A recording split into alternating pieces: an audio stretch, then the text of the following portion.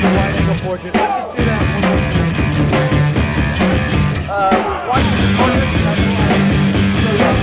I'm Daniel Norton. I'm over here.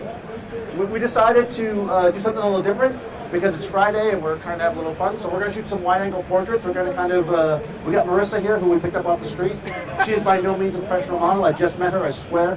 But I've got the Canon version of 15 millimeter, and we're going to push this thing to its extremes, right? We're going to play around with the idea of using a wide-angle lens to distort and to our advantage, to create something really interesting. So, sit down over here.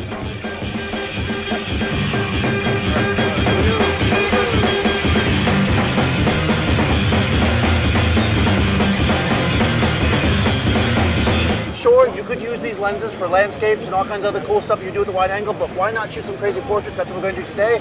I've got the 15 millimeter, I have Marissa, and we're going to do our best to make her look crazy. The close focus is crazy. Look at how spherical that eye looks.